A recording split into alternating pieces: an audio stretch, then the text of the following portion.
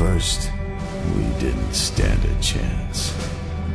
A millennium of peace and prosperity makes you soft. But things can change quickly, regardless. It's been a long time since then. We've put up a hell of a fight. This is Twisted here from Open Fire Gaming. I'm here bringing you a review. We're going to be doing one of these every 2 weeks or so. Now that the show is bi-weekly during our off weeks, me and the rest of the crew are going to be giving you reviews, just general videos in order to keep you interested, so this way you're not showing up once every 2 weeks or so. So that's pretty much the gist of that, so I'm just going to get right down to it. As I stated, this was a review. I'm going to be reviewing kind of an old game called Sins of a Solar Empire. It's an RTS, but there's a few different kinds of RTSs. It really depends upon the time frame it's working in. So some play kind of more of like a medieval fantasy feel where you're dealing with like archers and warriors and whatnot. And then you have kind of like the more modern aspects, kind of like Tom Clancy's End War, where it's more modern battlefield. And then you have like the space age futuristic kind of gameplay. So Sins of a Solar Empire, as you can imagine from the name Solar Empire, it's a spaceborne game.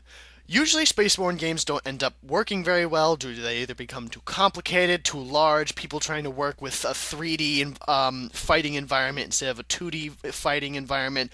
What I mean by 3D is 2D are just a flat playing field, so you have guys on the ground. 3D being you have people below and above each other, and it gets usually a little overcomplicated. But Sins of a Solar Empire does it quite well. It's a good game. I would definitely say pick it up. So now I'm just going to get right down to it. So first I'm going to get right down to the gameplay. Gameplay is done very well. In RTS's, the biggest problem games have is logistics, controlling and managing your army. Sins of a Solar Empire armies can get enormous. You can have a max population cap of in excess of 2,000, if not more, depending upon your race and the upgrades you have. Obviously, the idea is, well, how am I going to manage 2,000, or maybe not 2,000, but more like in excess of around 1,000 or so units? Well, they do it very easily. As you scroll out from the battlefield, little unit characters get smaller and smaller until eventually they just become a symbol in order to represent them on a map. So as you zoom out, you can get a galactic scale of what's going on. You can view an entire solar system of planets just by little markers, and little things will be popping up out of the top showing you who's where and what's going on. Or you can zoom in down to a planetary level and inspect individual units and how they look and what they're doing. This is very nice. I like this ability because it gives you far more control over what's going on than just simply stuck at like a simple zoom in, zoom out, a couple inches kind of view.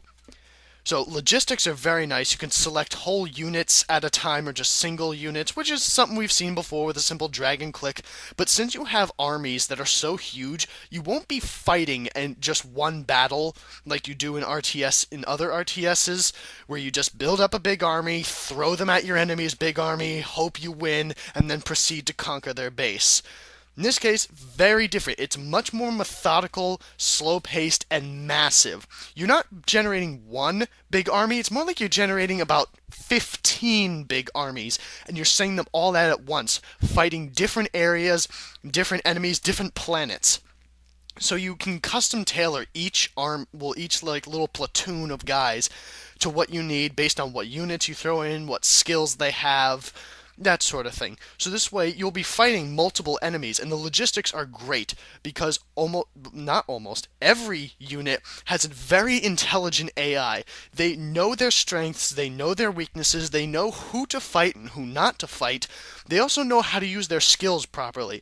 You can set skills to be automatically used by them when the AI deems necessary, or you can turn them over to manual control. So maybe if you want to do a particular strategy or something that maybe goes against the grain of what the AI may want to do.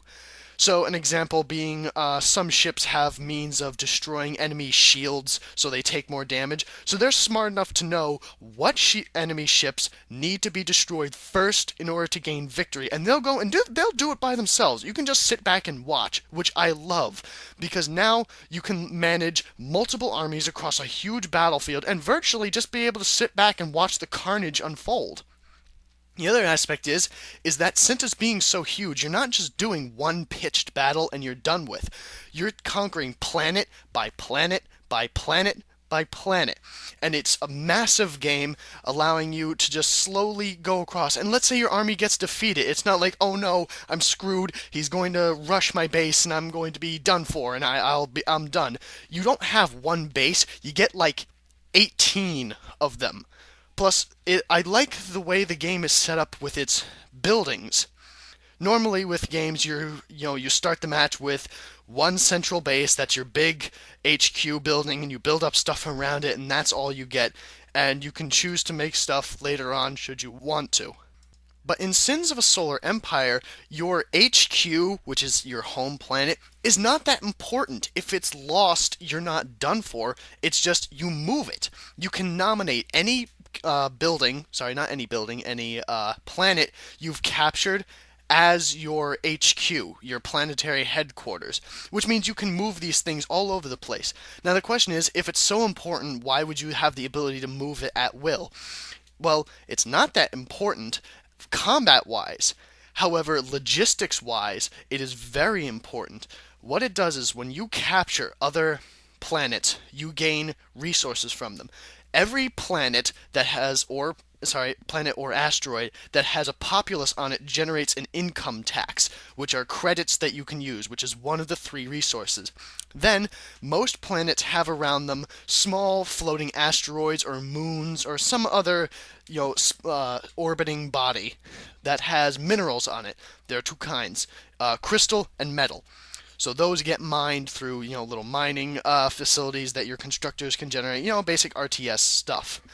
So how much credits and how much materials you gain from each planet is determined not only by how much is there, but its distance from your home planet.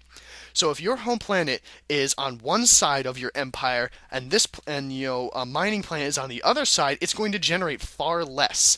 And the distance is told to you by when you click on the planet. It reads out everything you need to know. How many people are alive on the planet, the health of the planet, how many ships are there, how many buildings are there, what those buildings are, how much credits, how much metal, how much crystal is being generated there. You get everything you need in one quick, concise manner. There is absolutely no rummaging around through menus and pop-ups trying to find out what's where, and it makes the game very easy. So the best part is being able to move your base to the center of your empire. So this way, you generate the most amount of income for your army, as well as generating, a nice area of control.